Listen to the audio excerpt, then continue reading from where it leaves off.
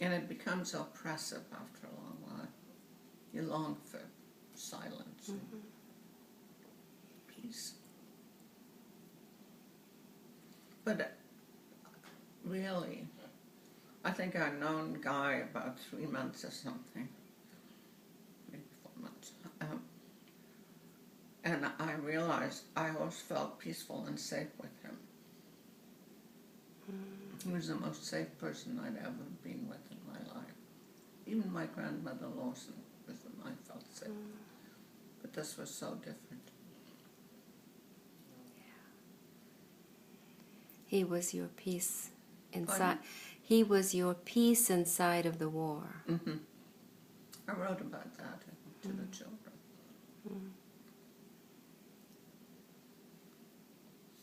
And it took me a while to realize what he was doing with the poetry. But that was a very big part of it, that he knew the poetry of my own land better than I did. And it was like being reintroduced to my own country. And that's a big experience as part of a growing relationship. What are some of the poets you remember the most? Well, he knew that I loved Wordsworth. And of course Wordsworth was a North Country poet. He was the great natural poet of England, first one acknowledged that way. And we used to go, I could just see myself when I was young, all in our uniforms, and we'd go to the Lake District and we would have our botany presses and we would be reciting Wordsworth as we went around the district. And I may have mentioned it to him because he immediately adopted Wordsworth. He really preferred Keats, but I preferred Wordsworth. Well, that was your North Country was yours. That was my country. Right. That's right. And of course the Lake District, when you think of it, where I came from in England, was 3 times in Scotland in the border wars. So it's an interesting mix of cultures, and had been occupied by the Vikings, and it had he was quite aware. He must have studied enough, or maybe that came with his poetry, to know the history of the area. I can't think of many men that would have done that at his age and in the war. But I think he looked for peace in the war. I will send you and Stephanie a piece I found that he wrote. And for the very first time, I understood why he wanted his ashes in the ocean. I'd never had any indication until the end when he told the 3 of us he wanted his ashes in the ocean. And I was shocked. But I found a piece handwritten, and it was a piece he wrote on the troop ship that took him from the United States to England. And I won't say any more, I'll just send it to you. Okay. And in fact, I think I'm going to put it in the stories Beautiful. that I'm writing, that are for the family, but for the 2 children, and then for the boys.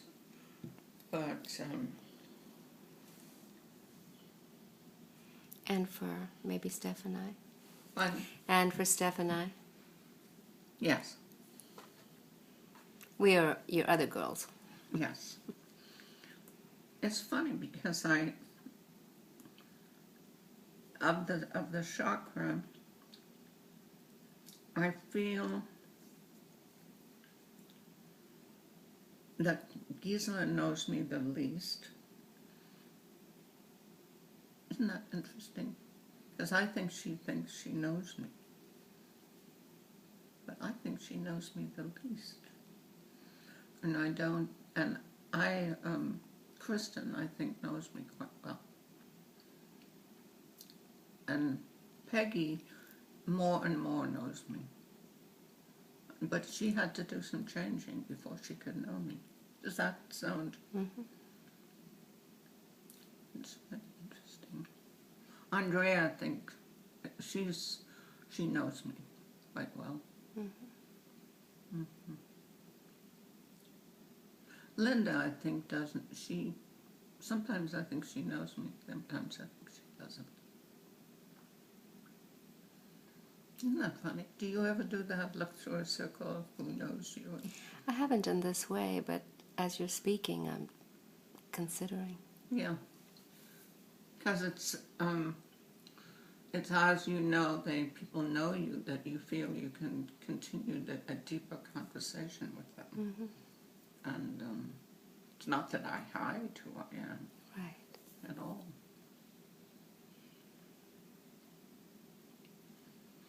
And the young woman who just graduated from your school, the one that bought all the jewelry, Vaishali. what is her name? Vaishali. Say it slow. V-A-I. Ve. Shali. S-H-A-L-I. What nationality? Indian. Pardon? Indian. Indian.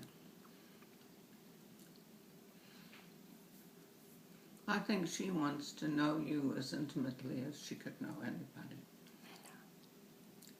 She's reaching out to you in all kinds of ways. What makes you say that? She came and talked to me at great length, and I listened very carefully. And I think she wants you as